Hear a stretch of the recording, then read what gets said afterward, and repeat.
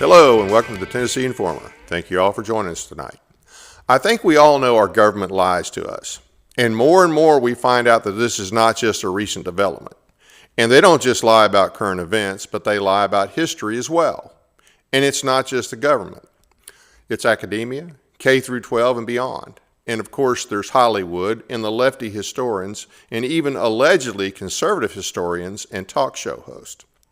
One of the biggest lies they spread is about the American Civil War, especially about the causes, the South, slavery, secession, and even Lincoln himself. Now, I have had several guests on this show that are very well versed on the truth of the war and very informative. Most have been from the South, making it appear that their views may have been slanted. However, our guest tonight is not only not from the South, but comes from the far, far north, deep in the heart of Yankee land, Vermont. But what makes him even more interesting is despite all the propaganda he grew up with about the Union and Lincoln being the good guys fighting to end slavery, in the South with the Confederacy being traitorous slave drivers, he did his own research and found out the real truth. He's put that truth into print in a book called Defending Dixie's Land, What Every American Should Know About the South and the Civil War. That man is author Jeb Smith, and he'll be here in just a few minutes. But first, it's time for the Informer Report.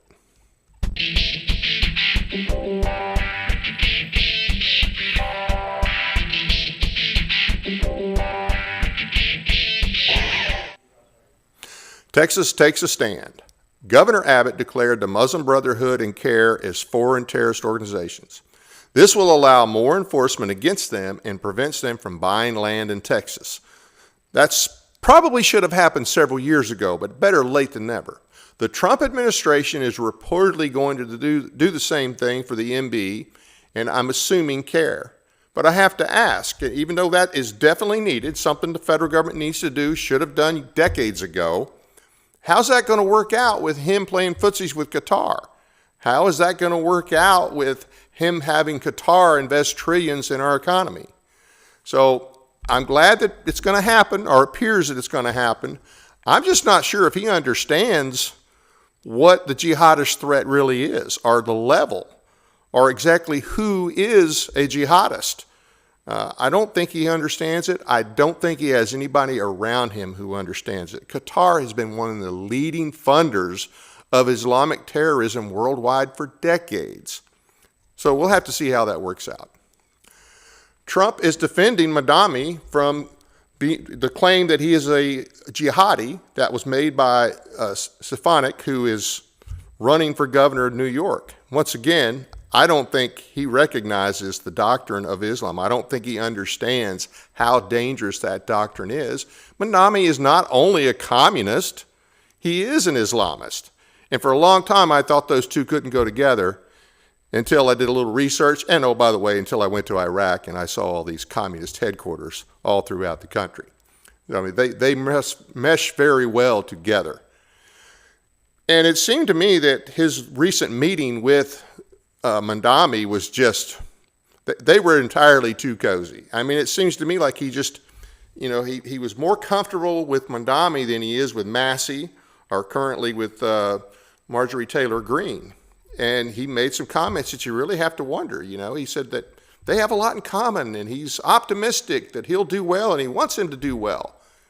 Is that, knowing that Mandami is a socialist and wants to spread socialism, and no doubt Islam, did the president just endorse socialism? We're going to have to watch. I think I think that we have maybe headed down a very, very bad road, and hopefully somebody will wake him up. Now, Frank Gaffney of the Security Policy Center, he did a very accurate assessment of Trump. It was in the Gateway Pundit this week, and he mentioned the fact that Trump is a non-ideological president. He's a post-ideological president. Of course, Reagan, for instance, was not only pro-America, but pro the American system, pro-capitalism, pro the Constitution, supported those type of things, and he was opposed to communism and socialism.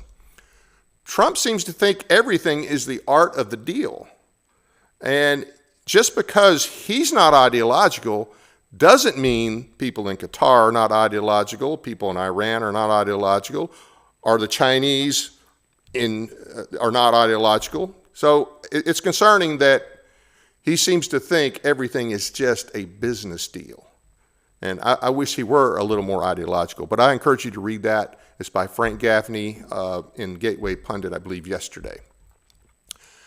Why is a pro-Islamic group listed on the state website in Tennessee? The American Muslim Advisory Council is listed on our state website as a group that our state interfaces with. I got a problem with that. And here's the thing. People who have followed this in Tennessee for years, they know what that group is about. And we tried to warn the current governor, Lee, about that organization. Right before he was inaugurated in 2019, he had a photo taken with them. He met with them a couple of different times. And he just seemed to blow off any concerns. So I guess we know that he's comfortable with them because apparently, if they're on the state website, who knows how long they've been doing whatever with our state. But that's something else to be concerned about. I'm sure if there was an American Christian Association or Advisory Council, I'm sure people would be up in arms about that. Democrats are begging the military to disobey illegal orders without identifying what orders are illegal. Now, on one hand, this is, 98% of what our federal government does is illegal because it's unconstitutional. But for these Democrats, who we know they don't care anything about the Constitution, it's kind of like, and really neither party really cares about the Constitution. It's like Calhoun said back in the 1840s, the party out of power, they care about the Constitution, but once they're in power, they don't care. They just use it as a tool to beat the other side over the head with. But I think this is pretty dangerous for these elected officials, these elected Democrats, to make a statement, a vague statement, and encourage our military and our intelligence, hey, don't disobey, or excuse me, basically that you need to disobey any illegal orders. Well, if they have proof that Trump is issuing illegal orders, then they should be the ones doing something about it. If illegal orders have been issued, then it's on them to impeach him. It's not on them to encourage mutiny. It's not on them to encourage these guys to decide. And that's another problem too. Or there's another thing that they've left out. And they're actually trying to use this as an excuse now. In the military, we are already trained to not obey illegal orders. Now, especially if you deploy overseas, you're going to get all these briefings on not obeying illegal orders, okay? That's not a defense. You cannot say, I'm just following orders. But for these elected officials to just vaguely out there and say, hey, disobey any illegal orders from Trump without specifying what those illegal orders are, that's dangerous. And Mark Kelly, who is retired military, I think he was a captain in the Navy, which that's an 06. That's pretty high up the food chain. And they're talking about actually bringing him back in and possibly facing a court-martial. And he should, because he knows better than this. Like I said, if these guys think that Trump is doing something illegal, then they have the remedy. But to try to encourage a bunch of people that are in the military to, put themselves in that position, that's dangerous. That is dangerous. They are trying to undermine the military. Now, I'm not saying there aren't legitimate concerns about some of the things going on, okay? Especially when it comes to Venezuela. I think there's a whole lot more to that situation than we're being told. But if they have proof, it's on them to do something, Congress, not encourage the military to mutiny. And I hope that they're held accountable for that. Trump calls it sedition. If so, what is the punishment? Well, that's under 18C, the federal code, and it depends. If it's wartime, pretty stiff. Even in peacetime, the punishment is pretty stiff. So this needs to be addressed. Morons for millionaires in the Tennessee GOP governor's race. So we have a lot of people in the state of Tennessee that when it comes to a statewide race, especially like the governor's race, they will say, look, if your guy doesn't have a certain X million number of dollars in the millions, then he or she is not a serious contender. And we shouldn't even report on him. There was a case recently, Steve Gill, who has a publication. He's been around for years. Most people know who he is. He did a report on Rose and Marsha, John Rose, Congressman, and Marsha Blackburn, who are running. And, of course, the third prominent candidate is Monty Fritz, who, honestly, I'm supporting him. I'm supporting Monty, just so everybody understands that. Now, Steve did mention Monty, but he mentioned him towards the end. He didn't show his picture. So if you just looked at it, you would think the article was just about those two. But he mentions Monty towards the end, and he said, well, we'll wait until January when the financial reports are out and see if he's a legitimate candidate. It should bother everybody in the state of Tennessee that you have to have a certain dollar sign for these arbitrary gatekeepers, to say, oh, well, he's a legitimate candidate. If he doesn't have that, he's not a legitimate candidate. So they're not only providing the timeline, but they're providing the number, which he didn't give a specific number, but I've heard different numbers, tossed around. Otherwise, they're not a legitimate candidate. So basically, if you can't buy this election, don't run. If you can't afford to buy the governor's spot in Tennessee, don't run. That's what the establishment hacks want us to believe. And I think it's disgusting, and I think people should take offense to that. Now, I understand if you don't have a lot of name recognition, like Marsha Blackburn, she's been up there forever, hasn't done anything in a long time. I think the most memorable thing she's done in recent history was stab Trump in the back. And of course, all of her speeches now are Trump, Trump, Trump, Trump, trying to show how loyal she is to Trump. And she did vote for the bill recently that would allow her and others to sue over the Arctic Frost deal. But other than that, I can't think of too many things she's done in recent decades. But if you don't have millions of dollars, don't run. That's the message, and that's the wrong message. And people should take offense at that. And hey, money does need support. Yes, it does take money.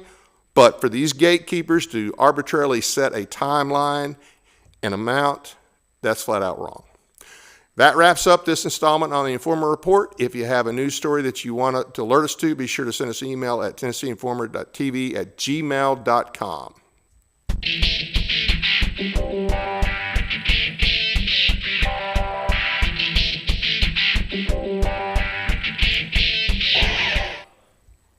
Before we bring our next guest out, there is a message from our sponsor. We do have a sponsor now, and here it is. It's LiveWave. Live long, live well, live young.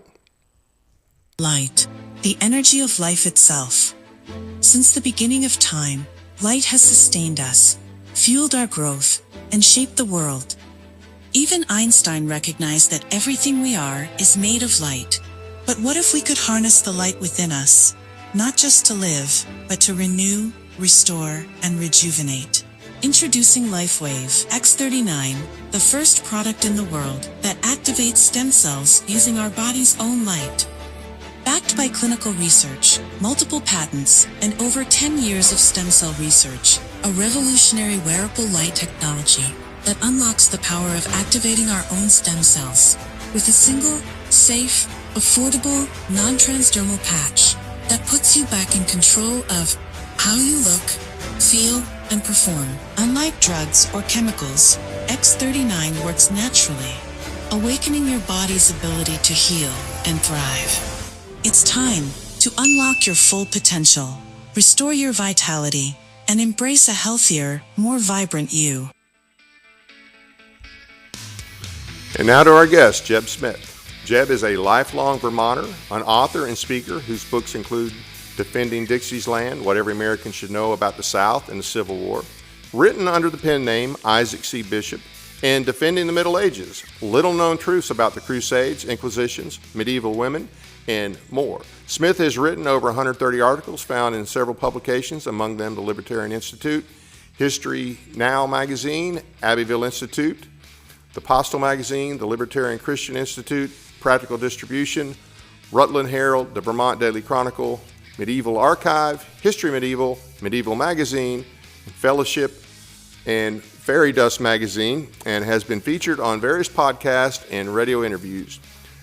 He also does speaking engagement, interviews, and questions, and we are glad to have him here. Thank you so much for being with us today. How are you? Doing very well. Thank you for having me on.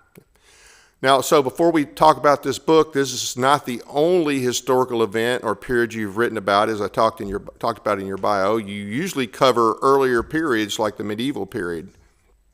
Right, yeah, I have a love both for the South, especially, and the Middle Ages, and I found a lot of similarities between the two culturally and politically, and I noticed that's what drew me to both of those time periods. Okay, so that's one of the things that inspired you, is you saw a similarity, and or were there other things that inspired you to write this book specifically about the South?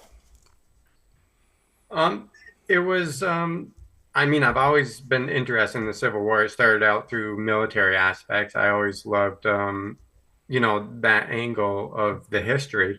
And it really came about when I started digging into the original sources. I came across a book, The South Was Right by the Kennedy brothers, and Myths of American Slavery. And when I read those, I said, there's a complete opposite of what I've been told my entire life. And I wasn't quite sure how to take it. And I said, I couldn't believe what I was being told, and I had to dig into the original sources and read more. And I researched for years. And when I discover something is not as I was taught, I want to share that with other people. I want to say, hey, we've not been given the full accurate history. I'm speaking to Vermonters. I really wrote the book for Vermonters and Northerners who grew up as I did, that were taught the same things that I was in school. And I want to say, hey, look, we've been misled about this whole deal with the Civil War, and to look at our history, that you go back 150 years or so, in that our history can be manipulated so drastically, is really surprising, and it really causes you to question everything else that you've been told, because here you are in a country, in America, supposedly we're free to learn, free to ask questions, but really the information we're given is it's been narrowed down, it's been selected, and it has an effect on you politically. We were talking about this before the show. Learning about the Civil War in the South and the Union and decentralization completely changed my political viewpoints, because I'd never been introduced to that sort of thought, that politics before, which I'd call as very decentralized, conservative, libertarian. I only knew the nationalist view. And so I was really into that, the nationalistic view, because that's all I knew. And so being introduced to what I'd say is the true history of antebellum America and the politics involved there completely changed my views. And I think it can change others as the information gets out there. But if it doesn't get out there, you can't change people's views, which is why I think it's so controlled, and they have that grip on us. And that's to have us accept our current situation of what I call authoritarian, tyrannical government that we live under today. That's really illegal and unconstitutional. And if people knew the true history of America and the South, they would see that as well, and then they wouldn't be so blindly obedient to the politicians of today. Yeah.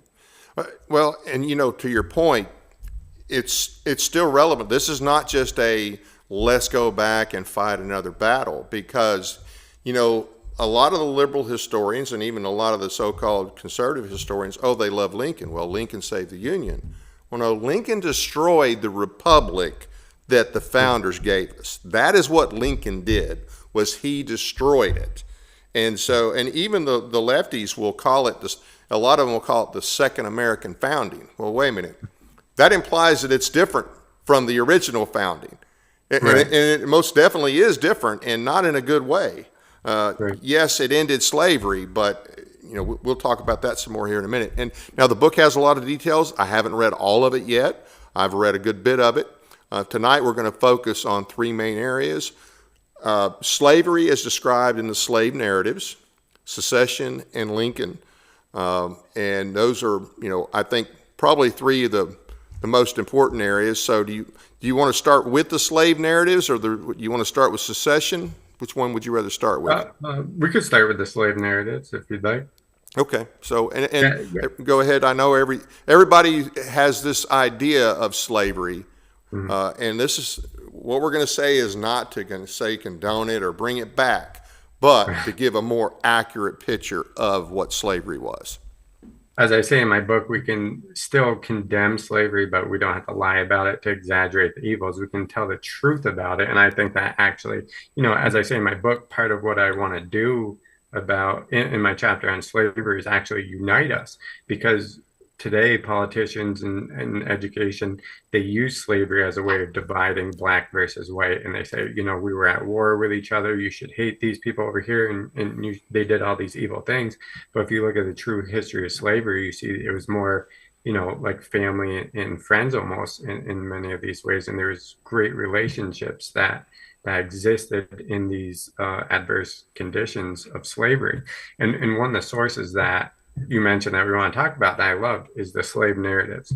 And so it's available online, the Library of Congress, Born in Slavery, and they have it divided in states. And you can just go through an entire state.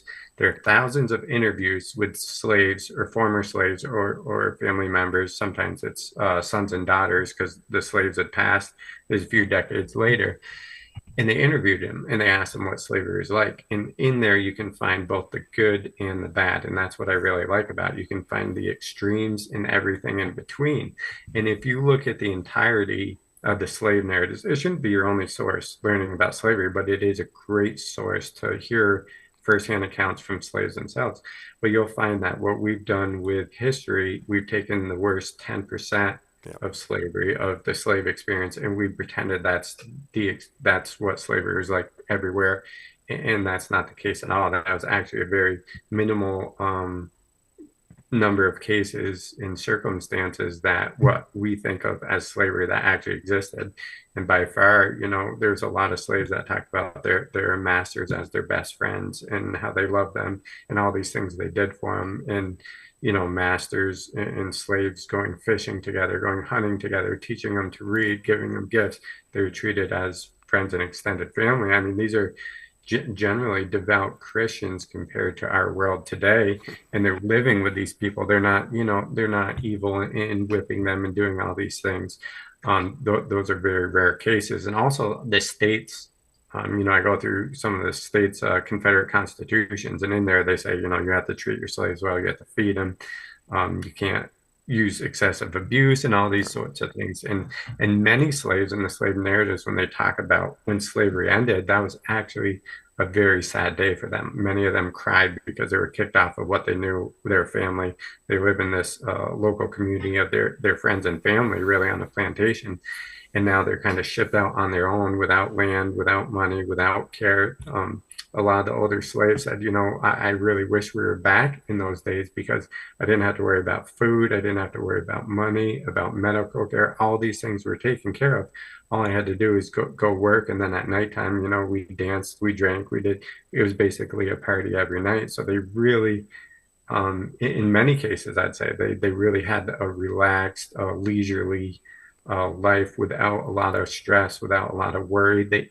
Most slaves barely even interacted with their master. Their master often lived off-site. He may have had multiple plantations, or he was in the big house and they were kind of in their own village there. And he's kind of more of a manager, a corporate boss who comes by once in a while to see if there's a problem or fix something up.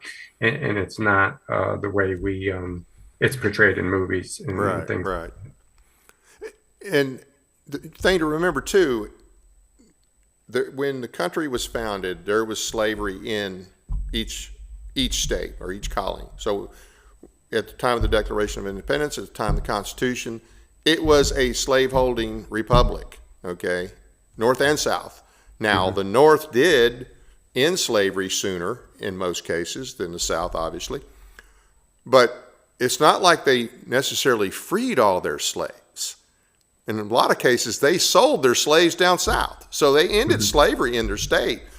But it's not like they just said, hey, you're free to go. And I'm sure some of them did, but because they really were not that welcome in the North in many places. Right. And we can talk about that some, but They sold them down south, and even during the Civil War.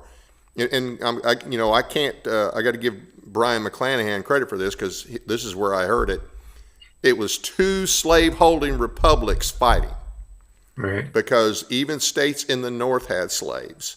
Kentucky never left the Union. They had slaves. Delaware never left the Union. They had slaves. Maryland would have left the Union, but they definitely had slaves. And so you had a lot of, and in fact, I think some of the Union generals actually owned slaves. Right. Yeah. And I always think of George Thomas, who was a Virginian, who was a slave owner, who went and fought for the North. Supposedly he's a Southern general and he's a slave owner. And this war is about slavery. Why did he fight for the North? But Thomas D. Lorenzo, who I'm sure you're familiar with, in The Real Lincoln, it may have been Lincoln Unmasked, he points out in every major battle, you had Northern slave-owning soldiers fighting against Southerners who didn't own slaves. The majority of the Confederate soldiers did not own slaves. The majority of the South were not slave-owning. And yeah, slavery was throughout the Union for sure. And actually, in my book, in one of the chapters, I go through how the majority of the abolitionist groups were in the South, actually around 70% up until around 1850, I believe. And then you get the somewhat the radical abolitionists that want to end slavery immediately, and they'll do it by violent ends, like John Brown. Yep. And they start really intruding politically on the South and demonizing the South. And you get a resistance in the decade or 2 decades leading up to the Civil War of the South. That's a pushback from the abolitionist movement. And you start to get some of the Southerners saying, look, slavery is this great economic system. We've elevated blacks because in Africa they had horrible lives. It's dreadful over there. And so slavery is actually a positive good. God has brought these people to us to spread the gospel to them, to take care of them and improve their lives. And that's somewhat that pushback argument. But by and large, North and South, no one wanted slavery, I guess, or very few saw it as a positive good, but more as a necessary evil. I think it was Thomas Jefferson that said we had the wolf by the ears and we can't let it go. It's dangerous to let go, or how are you going to get rid of this? I quote Abraham Lincoln in 1858 in Illinois saying, when the South says they know not how to get rid of slavery, I fully understand because I don't know how to do it either. And we think, oh, of course, you just emancipate them, let them all go. Well, hundreds of thousands of them died very soon after the war due to sickness and starvation and things, because we did pretty much just let them go. The government said, we're going to give you your land and your mule. But of course, the government never fulfills what it promises.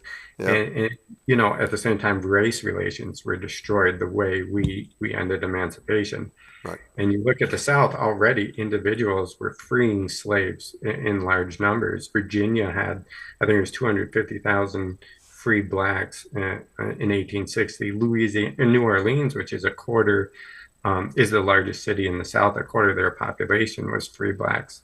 And so, it was happening, just not at the federal level, and it wasn't immediate.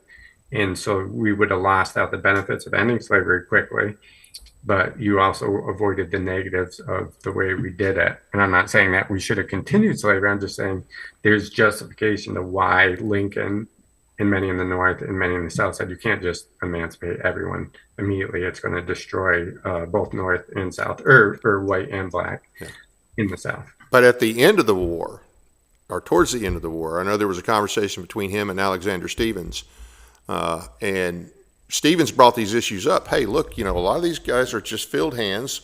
We don't have land to give them. The South, of course, was economically devastated. And he's like, well, if we just release them all, what's going to happen to them? And he was showing concern for the slaves. And Lincoln's response was, root hog or die. Right. Now, that's not somebody that really cares about the slaves that they're freeing. And let's not forget that Lincoln, he was all about shipping them back throughout his time. And matter of fact, until he died, he was all about shipping them back. Right. Yeah. And I think it was R.L. Dabney that wrote for the New York Times, I believe, the largest northern newspaper. And it was within the decade after the war. And he said, supposedly this war, the North cares about the black man and they're going to take care of him. He said, here's where they were when we were their masters taking care of them. Here they are now. And he's showing that the South cared more for the material and the life of the black than the North supposedly that claimed they did. They really just, they didn't take care of them Right. in comparison to the way the South did. Even though they were legally slaves, they were still, their care was considered through state laws and through the masters and through society as well. Yeah. And I think that's something that we struggle to grasp today is, if it's a slave, then you must abuse them, you must not care about them. And that's not the case at all. You can love your slave. They can be a family member to you, even though they're legally owned by you. Right. Well, and the other thing too is that like you say, they did have laws that protected. I mean, I've actually read accounts of where slaves went to trial against their master or against other whites, and they did actually win sometimes. And the slaves were an investment. I mean, so, if you're brutal to your investment, you're not going to get much of a return. And I used from the slave narratives to go back to them. There's a couple slaves that I quoted that weren't particularly taken care of, didn't have good masters, but they said we were well fed because master knew if we weren't well fed, we couldn't work. So just simple, interest of the master. He wants his slaves well fed, medical care. You can't afford to just have slaves dying or not well fed. You're not gonna get the return on your money in any way. So that's just simply, that was a common feature just for that reason alone. And you mentioned the slave narratives. Now those were done in the 30s, right? 20s, 30s, 20s and 30s. Yeah, 20s and 30s. And so some of them would have been slaves as young children, and then most of them probably would have been the children of slaves, but they would have heard all the stories. Right. Good, bad, or ugly, they would have heard all the stories growing up. And and that's why I really recommend reading a large segment of them, because a lot of them will be children telling the stories. This is what my mother told me. And some will say, I just don't know. I don't remember enough, too old. But there's quite a few that, they lived into adulthood and they lived a long time afterwards, and that they could recollect their events of growing up through adulthood into when the interviews occurred. Some of them happened in the teens as well, I believe. But yeah, a lot of them could be secondhand stories, but you'll get enough firsthand accounts of survivors that lived into their 20s and adulthood as well. Right. Now we always hear the whole story is, hey, the North and South, they went to war over slavery, and the great northern states went in there and freed the slaves, and all that this was all about slavery, but it was really not all about slavery. So let's talk about some of the reasons for secession and the fact that secession was certainly not just a Southern view. Right. Yeah. There's D. Lorenzo and Tom Woods have some great books on that. Secession was a Northern thing in New England as well, especially because leading up to the Civil War, the Virginians were dominating politics. Thomas Jefferson, Madison, George Washington. And so the North wasn't really having its way. And so it was more common in the North to nullify federal ruling and or talk about secession because they weren't in control of politics. And that switch by the time, due to immigration especially, that switch in 1860 where the North started to have control, and then you see the South start talking about secession. So it's a Northern and Southern thing. It's not like questionable legality. It's something that's ingrained in the Declaration of Independence and going back to the Middle Ages and Christian thought. So the thought is that if you're a communist, you're free if you live in a communist country because you have the politics you want. It may be authoritarian, but you have the right to live how you want. That's your choice. You're free. The libertarian today or conservative living in our modern state is not free because he doesn't have the government he desires. And so what the founding fathers did, and this again goes back to the Middle Ages, was they sought decentralization. Yep. So Mississippi can have its own laws and live the way it wants to. Vermont can live completely different, but we're not going to centralize that power where now it's a struggle and a fight for political control. And we're going to allow everyone to live and let live attitude. The central government really was delivered mail and dealt with international issues in between the states. It didn't regulate from the center as it does today, where everyone has to follow federal ruling. And so looking at the upper South especially, that's where I think it is the most ignored, is because whatever the reasons the cotton states left for, and we can talk about that, the upper South did not leave for those reasons. They stayed loyal to the Union by overwhelming majorities. Tennessee did. Yep. They voted 4-1 in favor of staying in the Union. They didn't want to join the cotton states. They didn't want to secede. They were against it until Lincoln's call for volunteers. And we don't realize what a big deal. I have a quote here from Governor Ishmael Harris of Tennessee. And so there's at the assembly in the state of Virginia on Thursday, the 25th of April. He said, talking about the Union, he said, if ever thus restored, it must by its very act cease to be a union of free and independent states, such as our fathers established. It will become a consolidated, centralized government without liberty or equality, in which some will reign and others few will tyrannize and many will suffer. It will be the greatest folly to hope for the reconstruction of a peaceful union. The federal union of states, thus practically dissolved, can never be restored. So the way the South viewed the Union at this time, which is the dominant view, both North and the South, is that all these states gathered out of free will and consent. Right. They were independent, they were sovereign, they joined a union for their own benefit. Yeah. They delegated certain powers and retained everything else. Right. And it's only what's specifically delegated by the states to the federal that they're allowed to do, and they can retain those rights if the federal abuses it, which includes secession and nullification. And so, in the whole idea, it's built on consent on the governed. So, if Mississippi feels that they're no longer want to be part of the union, want to do their own thing, well, that's their inalienable right to do that. If you have the central government that's telling the states and the people what to do, you've now flipped the whole understanding of the Constitution, the whole understanding of the union. The people are no longer in control of our government. Our government now is a military dictatorship that says you are forced to stay under our rule and our central authority, which is going to be controlled by these national parties and by the majority instead of we the people. So self-rule, self-government is completely abolished. And that's why R.L. Dabney said, when he was talking about Virginia, he said, no matter how wrongfully a state leaves the Union, so let's say the cotton states left for slavery, he said it doesn't matter. Force, you cannot use force. It's only reconciliation and consent to bring them back in the Union. They have the right to leave. And if you try to invade them, you're violating, Christian principles. You're violating liberty. And just to quote Tennessee, because you're from Tennessee, so the Tennessee Governor Harris again, he said, "Force, when attempted, changes the whole character of the government. The people of Tennessee has fully understood this important fact, and hence their anxiety to stay the hand of coercion. They well know that the subjugation of the seceding states, that's the cotton states, involves their own destruction.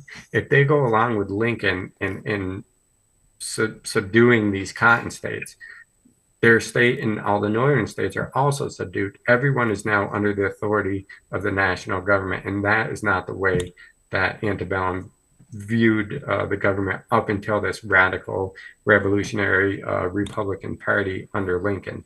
And so it completely flipped the whole nation, the whole understanding of the Union, and that's what caused the Upper South to leave the Union.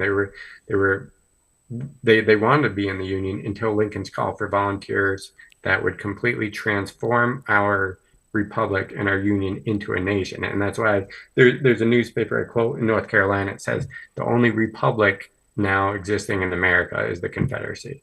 And so we have to go with the Confederacy. We can't join some military despotism under this tyrant Lincoln, who's already destroyed America. There's no going back. Once he calls for volunteers, the United States, as it was by the founders, was destroyed by that call for volunteers. And that's why the Upper South said, we're joining the Cotton States. So, the Confederacy. And this was, of course, all after Sumter. Now, a lot of people say, well, Sumter was the justification, and they got them to fire the first shot. So it's all, but keeping in the views with that time, if that was such an issue, the fact that they should have just dealt with South Carolina. I mean, they called up 75,000 troops. At the time, you only had about 13,000 troops in the whole army, and most of them were out west. So once they called up 75,000, like you said, the other states realized what was going to happen and what they would have to go along with in order to follow that order. And can you imagine how different the Civil War would have been had Lincoln not provoked them at Sumter? Because Lincoln was told, he was told by his own people, if you do this, this will start. And he got the war he wanted. He got the fight that he picked. Now, he didn't think it was going to be 4 long years. He didn't think they were going to have mass casualties. He didn't believe that. And the people on the South, a lot of them thought it would be short and sweet too. Both of them were wrong about that. But can you imagine a Civil War that didn't, if Virginia, Tennessee, North Carolina, and to a lesser degree Arkansas, if they had not been part of the Confederacy, I mean, we would not have had because look how many troops those states provided. Look at the leadership those states provided. The troops and the leadership that those states provided are huge. It would have been a whole different ballgame. But Lincoln had to have his war. And I think he didn't believe it would be long. He thought it'd be short and sweet. And once again, let's talk about some of the things that Lincoln said, because this whole narrative about slavery, Lincoln never said those things. I mean, he tries to play the part of the great emancipator later, or actually people try to paint him as the great emancipator. But talk about some of the things Lincoln said about slavery prior to the war. Well, he said multiple times that he'd never interfere with slavery in the states that already existed. He said, I have no legal right to do so, and I have no desire to do so. What he wanted to do was prevent slavery from expanding into the Western territories, because as he and the Republicans were open about, they want it for free white people. They didn't want blacks coming into their state. Many of the northern states wouldn't allow blacks into their state. They had laws against that, and they were more anti-slavery. I believe the most prominent reason is to keep blacks away, because they wanted to stay segregated. Lincoln wanted to he wanted to slowly free the blacks. He consistently fought against the abolitionists during the war and the people who wanted to full-scale end slavery on a large scale. He wanted to slowly do it in increments so that you could then deport them back to Africa, or colonize them in Central America as he tried, or all black state. But he didn't want them free running around, as across America, voting and participating in equality in America. He had no intention to do that. But yeah, he had no, in the Republican planks as well, said, we're not touching slavery. We don't have constitutional right to do so in the states. They offered, and Lincoln endorsed, as De Lorenzo points out in his inaugural address, Lincoln endorsed the Corwin Amendment, which would have enshrined slavery in our Constitution, which would have made it illegal to abolish it. And so, especially if you're saying the states left for slavery, they had all the protection they needed. And this was pointed out by Lincoln. You can have it permanently enshrined in the states where you have slavery already, and it can never be touched. And that was given as an offer to the cotton states. And as well, they had the runaway slaves could be returned. And Lincoln said, if you guys leave, you're not going to have the protection of your runaway property anymore, because you're no longer part of the United States. Slavery would never have been more protected had the cotton states stayed in the Union in 1860. And Lincoln had no intentions of ending slavery in those states. Yeah. And the Emancipation Proclamation was a crock. It didn't apply. It only applied to the states where the federal government had no authority to enforce it, and it did not apply into the areas under Union control where they had slaves. So like they exempted Louisiana. It certainly didn't apply to Kentucky and other slave states. It just applied to the places, the Confederacy. The Confederate states not under federal control yet. So there's no way to enforce that, and all that was basically trying to do was to encourage the slaves to leave the plantation and hopefully do an uprising on their part.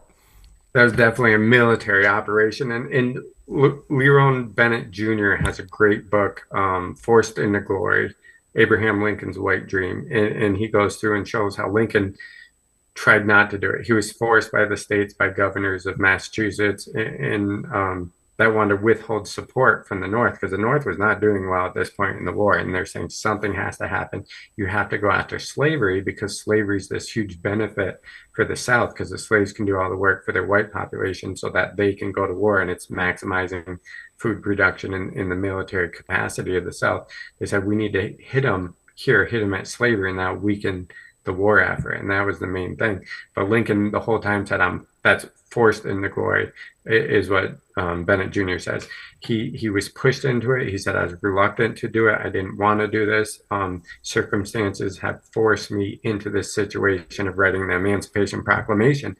And Congress was going to pass, I believe it was called the Confiscation Act, that would have freed slaves permanently. It was actually a conservative reaction by Lincoln against the abolitionists. And Forced into Glory is a great book that I'd recommend to anyone, not only about Lincoln's white supremacist views, but his views on slavery and how he was forced into the Emancipation Proclamation. It was not his own doing. It was actually a conservative reaction to the radical abolitionists who really were using the war as an opportunity to get what they wanted to do, and also to hurt the South militarily. Yeah. Well, as far as, you mentioned white supremacy. I mean, at that time, by today's standards, everybody north, south, east, west, all the whites were, by today's standards, a white supremacist. I mean, that's just the views were not really any different in the North than they were in the South, because even the abolitionists, they were against slavery and wanted them freed, but they wanted them freed down there. They don't want them up here. It's not like they had a welcome wagon ready to, okay, we're going to free you and bring you up here. That was not the plan. Right. We want you freed, but we want you to stay down there, and we definitely don't want you coming into the Western territory. And Ken Burns' documentary, I'm sure you've heard of it or watched it, the Civil War documentary. Yeah. At the end of the documentary, it always stuck with me because he said Sherman shook the hands of a black man, and everyone was shocked and awed, like, wow, a white man, shook hands with a black man. And then in my book, I'll quote many observers from the North and from slaves and Southerners that stuff happened all the time in the South. They lived together, they worked together, they slept together. They, blacks would hold whites, they'd play together, they interacted. And so many observers from Europe say there's less racism. They'll treat them like, as one slave said, they'll treat you like they'll handle you like a slave, but they're not racist against you in color like they are in the North. Right. The North was very, segregationist. That segregation is the Northern thing. That's what they're all about, to keep the blacks in the South. And the South interacted with them. They were more warm. They were more welcome. I quote a lot of the former slaves who, many of them went North and said, slaves don't belong up there. They're not treated well. We're going back to the South. And so as far as a personal level, they were much more accepting. And I think it's just because they interacted. They lived together. In the North, blacks were still foreign. They didn't see them that often, so you don't have that, they haven't broken through the barriers as they have in the South. So I would say that the South was far less racist, even if they were white supremacists in a view. It's not by today's standards. Yeah, and I think white supremacy has also taken on a new meaning since Hitler, and it's kind of that, evolutionist. They're less evolved, they're less worthy. And in the South, that's why I quote many slave owners and theologians saying blacks are equal with us before God. They're 100% human. They're divine nature. They're bone of our bone, flesh of our flesh. We are one and the same. And so they didn't view blacks as less than human, whereas I think white supremacy today has that view of whites are somehow naturally, genetically better, or something along those lines. And I think that's, that Hitler's sort of white supremacy that didn't exist at that time, at least in the South, as it does today. So it's a different form. It's what I think is a less repulsive, I guess would be the word, form of supremacy. It's more of a cultural thing. And if you saw what Africa was like in 1860, I quote many slaves saying, yeah, we'd much rather be slaves here in America to the white man than in Africa. And I don't know if there's anyone in the world that'd rather be a slave at that time in Africa. Right. I mean, they ate you. They did all these horrible things, those cannibal tribes. In their society and their culture, I would say America was far better. I wouldn't associate necessarily because it was established by whites and Africa's black, but I'm saying if you're going to pick one culture, I would much rather be a slave or a citizen in America at that time, regardless of race, than Africa. And so I think that's part of why that's sort of the white supremacist view that Americans had at that time, which I think differs than what we assume today. Right. Now, I want to go back to the secession and nullification a little bit because I want to hit something on that. you mentioned nullification and secession, and by the way, those are two different things. There's a lot of people out there that don't know that. But those were things that were brought up in New England, as you mentioned, well before in the South. I mean, when we hear nullification, we think 1832, or that's what they tell us. 1832 South Carolina nullification attempt, and then the South for secession in 1860. But New England states were talking about secession in 1794. New England states were talking about secession in 1814. They actually used nullification during the Jefferson administration and during the Madison administration during the War of 1812. And they would use the language that the South used, that the states are sovereign and authorities with the states, not the federal government. And they used the same language, the same perspective as the South did in 1860. And I had to recommend Tom Wood's Nullification. Yep, excellent book. Of the Government. I mean, that he'll go through plenty of examples, North and South, but the vast majority are in the North. And one thing I love is he quotes Wisconsin, where they nullified the fugitive slave laws. Because they're like, we don't, just because these southern states recognize slave property, we think that's against our Christian morals, and we're not going to do that here in our state. So we're nullifying the federal law.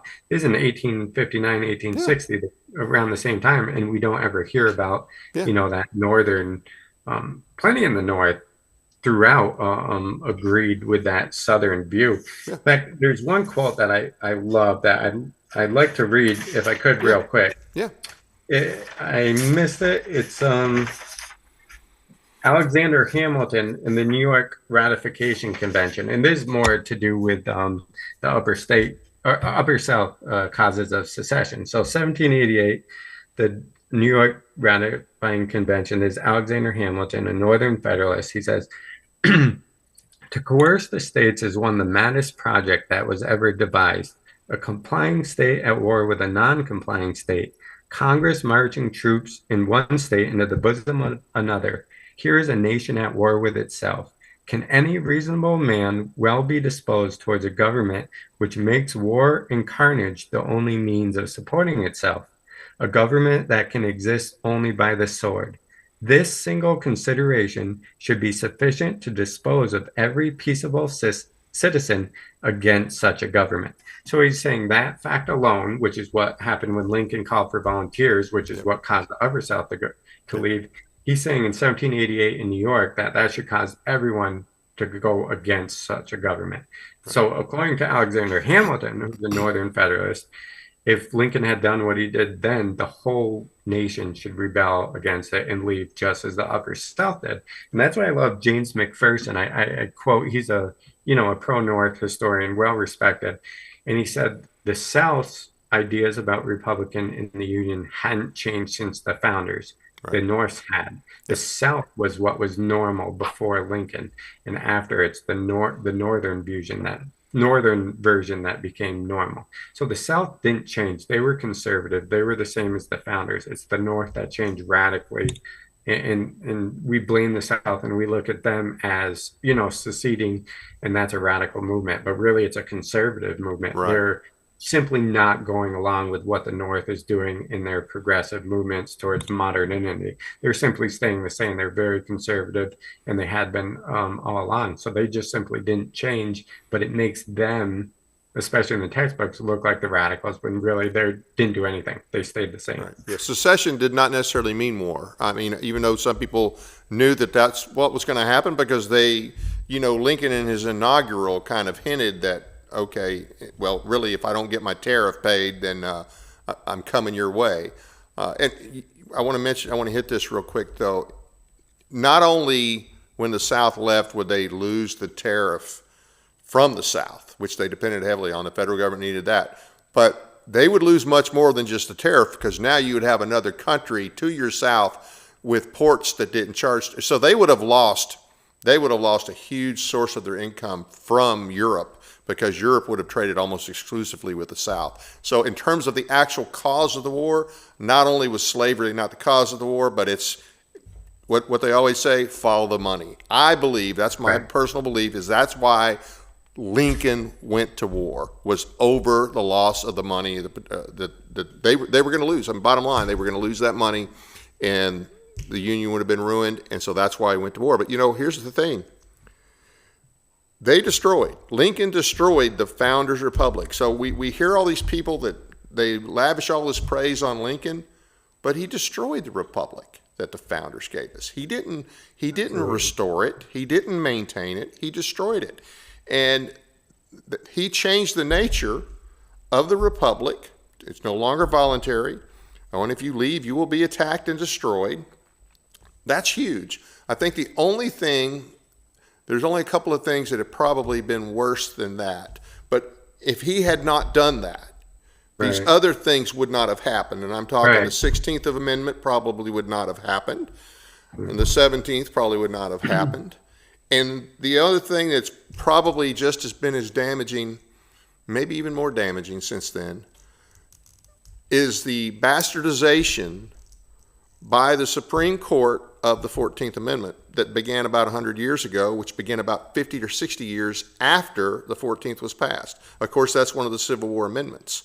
But their bastardization of it and using it and saying, okay, this incorporates the Bill of Rights, and now we, the federal government, are going to decide your Bill of Rights. That has been one of the most destructive things that we've experienced, next to Lincoln's destruction of the original republic. And that's what I think, is that all those evils that came later, Lincoln allowed that to happen. He set the stage that, plenty of evils occurred during the Civil War and Reconstruction, obviously, but it also allowed for all the evils that we face today and have further regarding the government, is because Lincoln won his war. And to get back to the tariff thing, I absolutely think the North went to war over the tariffs. Lincoln did, but I do think that doesn't necessarily mean the South left for tariffs, even though that was a major and leading cause, especially of the Cotton states. Right. I think you can say the North went to war over tariffs, but that was just one of the issues of which the Cotton states left the Union. I was reading Alan Gelzo. He's a Lincoln scholar, loves Lincoln, just had a great book, and he was talking about, even if slavery didn't occur at all, or slavery was unaffected by the Civil War, by Lincoln's presidency, he said Lincoln would still be considered the hinge president in American history because of what he did economically and centralizing power. That the changes he made were so drastic that he would be still that second revolution, the second American Revolution, as McPherson calls it, of America, because he transformed us irregardless of slavery. And that's what people don't recognize. All we know about Lincoln is that supposedly he saved the Union and freed the slaves, when really, he destroyed the Union, as you said. And everything drastic transformation happened politically. Yeah, everything we're experiencing today stems from that moment, from that time, from Lincoln's time. So not only did he destroy that republic just by making it one of force, but all the things that have happened since then are a direct result of it. If he hadn't done that, we wouldn't have, these other things would not have happened, in my opinion. Right, because you'd have a check outside the federal government. If the federal government is the full authority, it's just going to continue to spiral and give itself more power. It doesn't actually, the checks and balances within the federal government are not enough, and they were never intended to be enough. The states, as Thomas Jefferson said, is the best check on the federal government. You need something outside that federal government to keep an eye on it and contest it, and to have authority that if the federal gets so far out of line, we're leaving or we're nullifying. That's how you manage the federal government. But now we have one government, and Thomas Jefferson said, because back then they had, every state was its own government. They didn't think of America as a nation. Right. We were a union of multiple governments. Right. The federal government was one government. He said, if we ever become consolidated into one government, as we are, and as Lincoln did, he said, you'll have to do a revolution, because your government's lost and it will become absolutely tyrannical. And that's what's happened when you centralize power throughout history. That's how it's been, which is why libertarians or the liberty movement has always been decentralization. That's the only way you can conserve liberty long term. We have the government that the Anti-Federalists warned us about. Hmm. I would encourage everybody to go read everything the Anti-Federalists said, and the worst of the worst has come true. And I'll say I've noticed a lot of similarities between the Confederate Constitution and the Articles of Confederation. In certain ways, they were moving back, I believe, Yeah, to the original Articles of Confederation, which many people saw the Constitution as simply an updated Articles of Confederation rather than a whole new government. right. But definitely, you see the Southern Constitution a movement back towards the Articles of Confederation, definitely towards decentralization. They kind of, I would have loved to see it played out because they took everything the North did and the way they twisted the Constitution and they kind of corrected it to avoid those mistakes in the future. Yep. So as Lincoln set up all those bad things that happened, the Confederate Constitution put in place things to prevent that from happening. And I always imagine what sort of government the South would have been with those people over time, because you see the rest of the modern world go the way of Lincoln. Would the South have held out? For how long would they have held out? You know, Right. it's interesting to guess, I guess. Yeah, and we can Not only be like guess the on one that one. hope. Yeah. So, what do you hope that this book accomplishes? Because, and by the way, I'm definitely going to read the whole thing, and you can get it. It's published through Shotwell Publishing. It's also on Amazon, correct? Yeah, Amazon, and definitely check out shotwellpublishing.com. It is a great place to pick it up. Okay. What are you hoping that this book accomplishes? Because it's, in my opinion, it's not just okay, here's another Civil War book. You know, it's not refighting.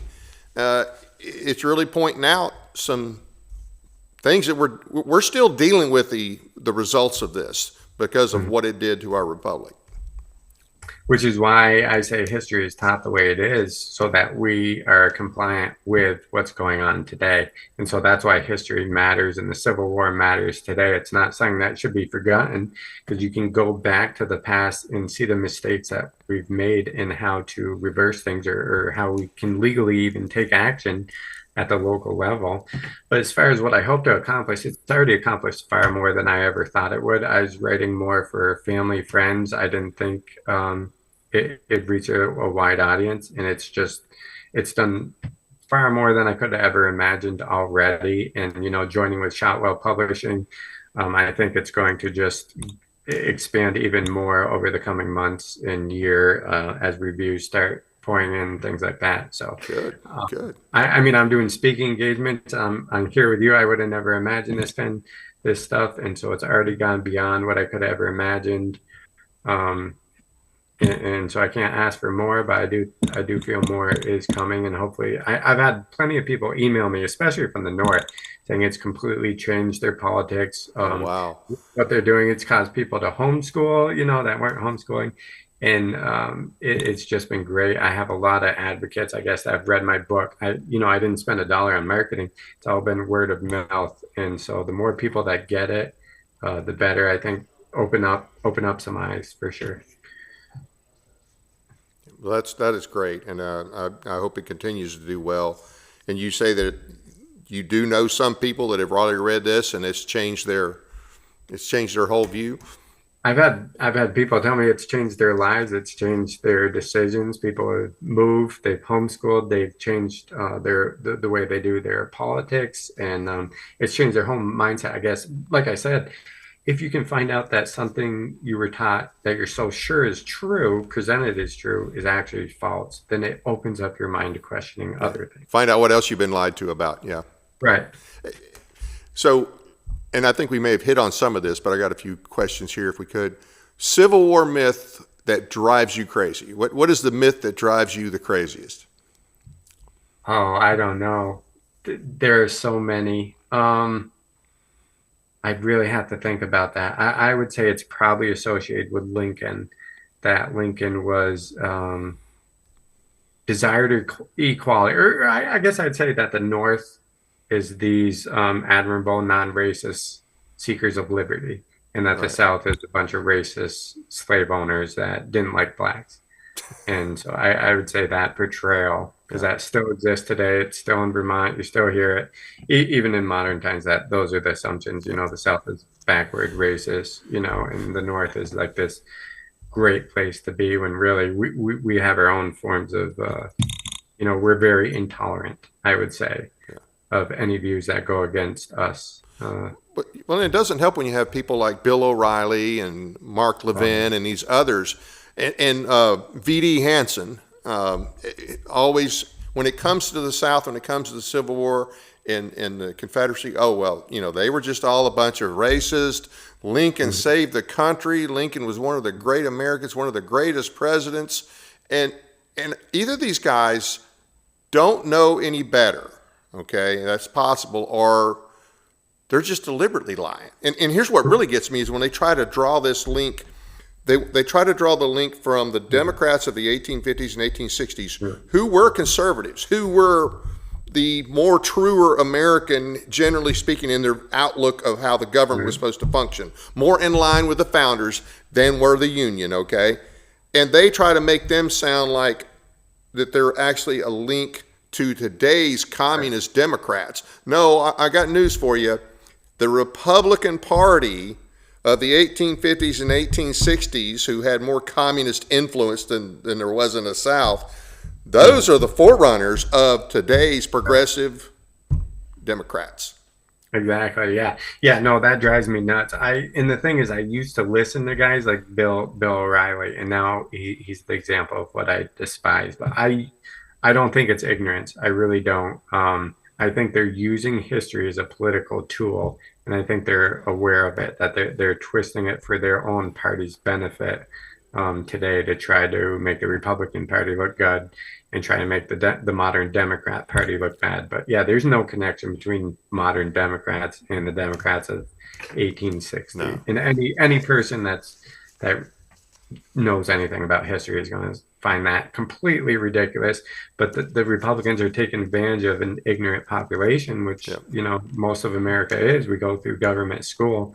History is the subject we're most misled about, that we understand the least. And I think that's on purpose. And then you get people taking advantage of it, like David Barton, Bill O'Reilly, and those sorts, to try to peddle that kind of nonsense, I guess. Yeah, the 48ers, the communists from Europe, they joined in mass in the Union ranks. They weren't in the Confederate ranks.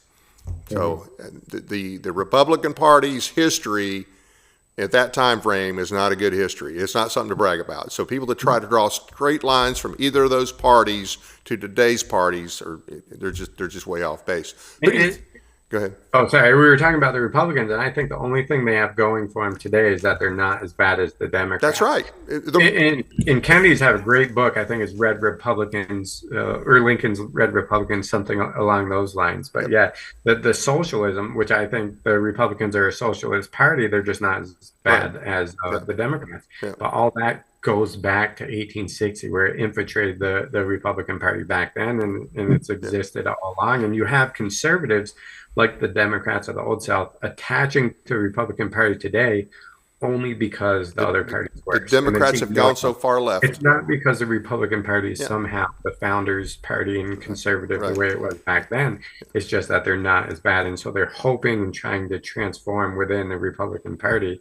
But I just don't think it's going to happen at the National Party, because those, I think, are the enemy. It's going to happen both the way. Yeah, the national parties at the highest levels are basically two cheeks of the same dirty butt. And the other thing that you could say is that the Republican Party motto, like you say, they're better than the Democrats, because the Democrats are just full tilt crazy left wingers.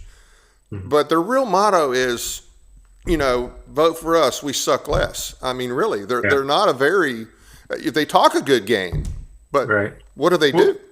It's like Calhoun, like he said, all of a sudden you find these conservatives in the Republican Party when Obama's in control, when the Democrats are in control. And then once they're in control, they disappear because they want to pass the same progressive material for their friends. Right. And I mean, once you get into that swamp, it's done for. It's the wrong sort of people that we get at the federal level, which is why I love the Confederacy never had political parties. They get rid of that great evil. What I believe is the great evil is national political parties. Instead, you had actual local representatives for your local community who were supposed to then go represent the community at the national or the state level. And when you're not connected to a party and you're not funded that way, you can actually have that exist as the founding fathers intended. desired. 1824, I think I have the stats in my book. 1824 presidential election, 3.4% of people voted. Like it was supposed to be these aristocrat representatives of the local community, not a mass of people that can be manipulated by government education and by political parties in the money behind it. It's a whole different system that we have today that the United States should not be called Oh, no. far gone from 1860. Most misunderstood Southern figure. Southern figure? Yeah, most misunderstood. Or maligned, I guess you could say. 'Cause, I mean, I would say maybe Thomas Jefferson. no, well, I'm thinking Southern figure from the Civil War era. Yeah, Oh, I would say probably Nathan Bedford Forrest for Yep. sure. Yep. That's got to be it, I think. yeah. And And we've got our in show talks general, about by that the way. next Monday night. We're going to have a guy who actually works there at the home place, Gene Andrews. We've had him on the show before, and he's going to come on and talk some more about Nathan Bedford Forrest. Right. Yeah, O'Reilly just, I didn't see it, but I know O'Reilly wrote a book or had a video, blasting Nathan Bedford Forrest, and I saw the Kennedys do some content on it. So that's a great time to set the record straight on Bedford Forrest for sure. In addition to your book, one book everyone should read about the Civil War. Ooh, there are so many great ones out there. I think DiLorenzo's The Real Lincoln is a great book for setting the record straight as far as the North goes.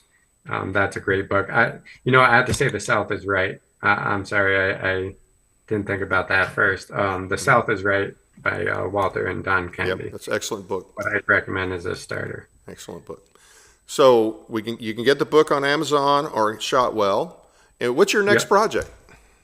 Actually, I'm going to submit a book here to Shotwell in a month or so, and hopefully they'll be interested in that. But I'm basically taking the same sort of material from Dixie, but applying it to the military aspect. So I'm saying, Northern biases have influenced the way we look at the performance of generals such as Grant and Sherman, especially, are extremely overrated in their competence. And that McClellan, more than anyone, has been dismissed and degraded and was actually a much more proficient, better general. And had they took his ideas, it would have worked out much better for the North. And so it's in part because he ran against Lincoln. So that's why he's demonized in the North. I'm going to argue that Stonewall Jackson was the best general of the war. And then I'm going to look at some other military aspects of the war, such as the Gettysburg campaign, which I do not think was this huge, important war-changing battle that it's made out to be. I think I think it was only a minor defeat for the South, and that they had plenty of fight and opportunity to win after that. And then, I think it's due to Lincoln's Gettysburg Address that they tried to blow that up in textbooks, because at the time it was not a big deal at all. He wasn't even the main speaker. Like, no one clapped. There's no reaction to it. Yet today it's the most studied speech in history, and it's because he used that speech to try to change people's mindset into a nation and a union. And so I think we've attached more importance to Gettysburg to elevate his address. And if you look at it from military aspects, Gettysburg was not this massive defeat for the South. It did not change the war. And so a few other military related subjects of interest to mine. So That'll be interesting. Any closing thoughts?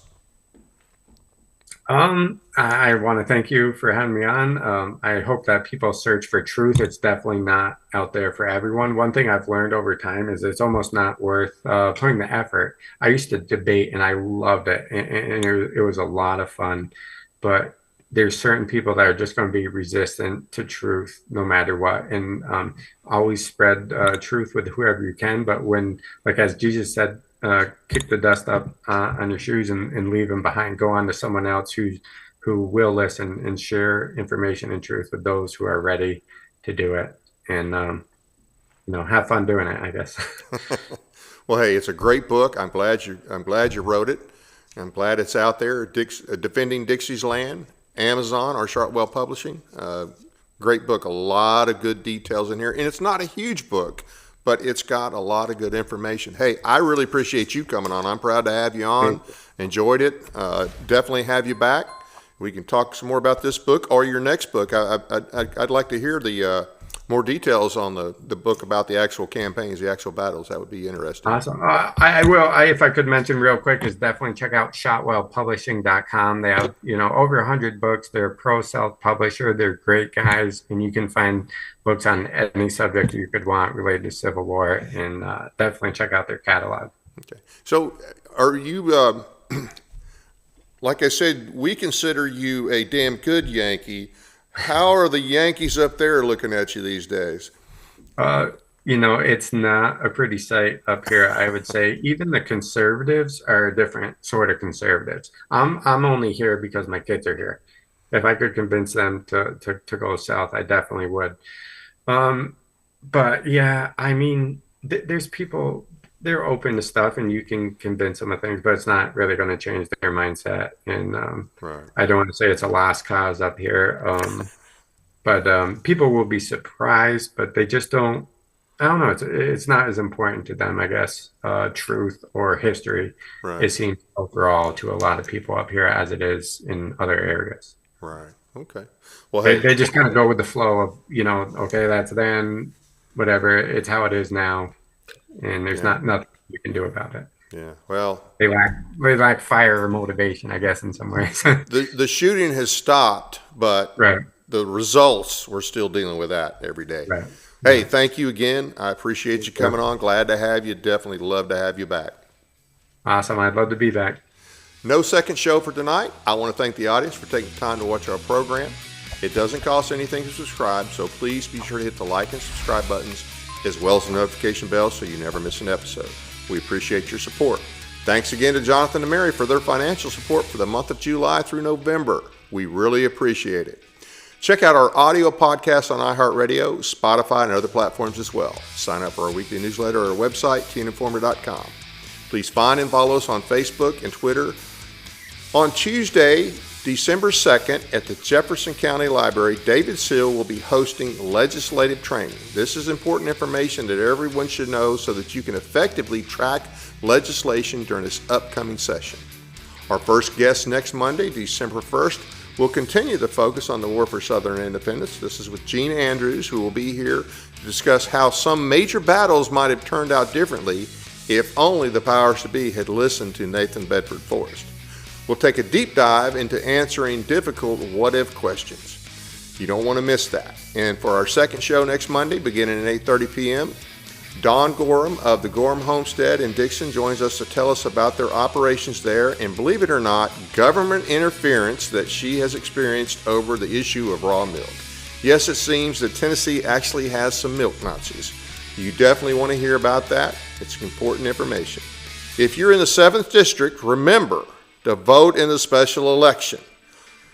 We've got a full-fledged communist running, a full-fledged Democratic communist running in Afton Bain. So hold your nose and vote for Van Epps. Got to keep the commie out of there. Hope you can join us next week. That's it for now. Good night from Paris, Tennessee, that is.